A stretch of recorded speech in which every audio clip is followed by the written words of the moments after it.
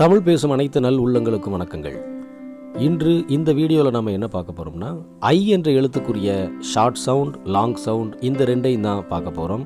ஏற்கனவே இதற்கு முந்தைய வீடியோவில் ஏ என்ற எழுத்துக்குரிய ஷார்ட் சவுண்ட், லாங் சவுண்ட் அந்த ரெண்டையுமே தகுந்த எடுத்துக்காட்டுகளோட விரிவாக பார்த்துட்டோம். இப்போ ஐ என்ற எழுத்துக்குரிய சவுண்ட்ஸை பார்க்கலாம் வாங்க.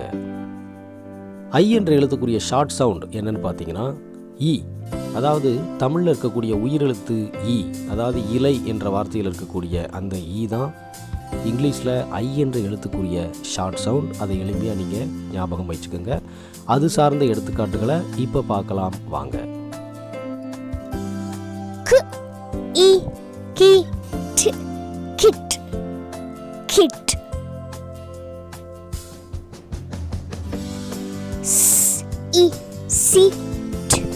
Sit, sit.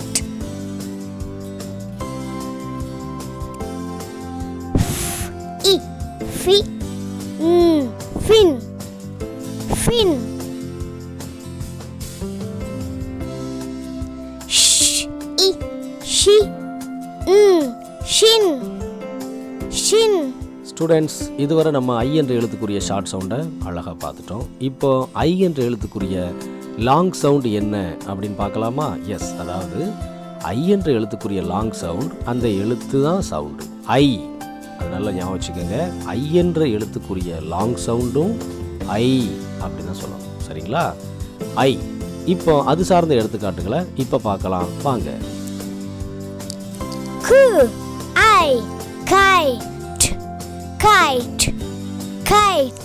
ஸ்டூடெண்ட்ஸ், இப்போ கவனிச்சிங்களா இந்த வார்த்தையை? அதாவது KITE அப்படின்னு வந்துச்சு. இதில் ஏற்கனவே நம்ம ஐ என்ற எழுத்துக்கு ஷார்ட் சவுண்ட் என்ன பார்த்தோம்?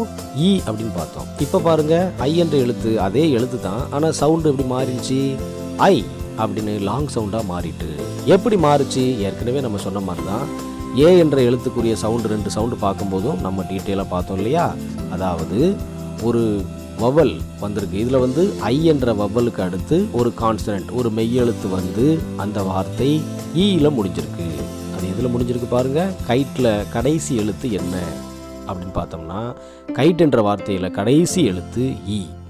அதுக்கு இடையில பாருங்கள் ஒரு மெய்யெழுத்து வந்திருக்கு ஐ, அதற்கு பிறகு ஒரு மெய்யெழுத்து, கடைசியில் இ என்ற எழுத்தில் முடிஞ்சிருக்கு. அப்படி முடியும் பொழுது அந்த ஐ என்ற எழுத்தானது அதனுடைய ஷார்ட் சவுண்ட் என்ன?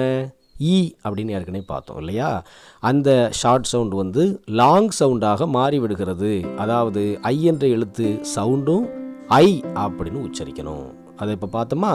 அப்போ KITE அப்படின்னு வந்துச்சுன்னா நாம் எப்படி உச்சரிக்கணும்? கு ஐ கை டு, கைட். இப்படி அது மாறிவிடும். இதே மாதிரி எடுத்துக்காட்டுகளை இப்போ பார்க்கலாம் வாங்க.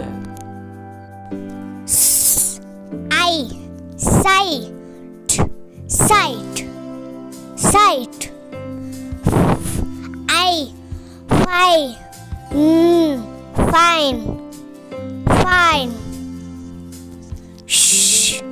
I, shy, shine. ஸ்டூடெண்ட்ஸ், இப்போ ஐ என்ற எழுத்துக்குரிய ஷார்ட் சவுண்ட், லாங் சவுண்ட் ரெண்டையுமே பார்த்தாச்சு. இப்போ ரெண்டையுமே வேறுபடுத்தி காட்டுற மாதிரியான சில எடுத்துக்காட்டுகளை இப்போ பார்க்கலாம் வாங்க.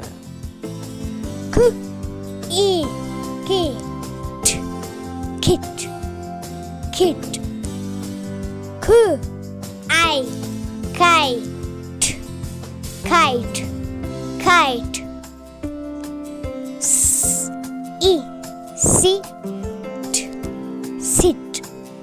Sit. I, sight.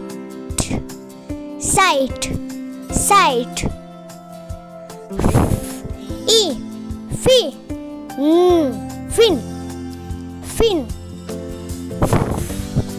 I, fine. She,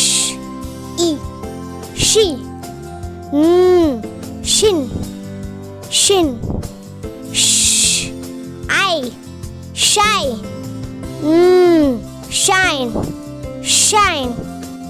students, இதுவரை ஐ என்ற எழுத்துக்குரிய ஷார்ட் சவுண்ட், லாங் சவுண்ட் முதலியவற்றை தகுந்த எடுத்துக்காட்டுகளோட விரிவாக பார்த்துட்டோம். எல்லோருக்கும் ரொம்ப ஈஸியாக இருந்துச்சுன்னு நான் நம்புகிறேன்.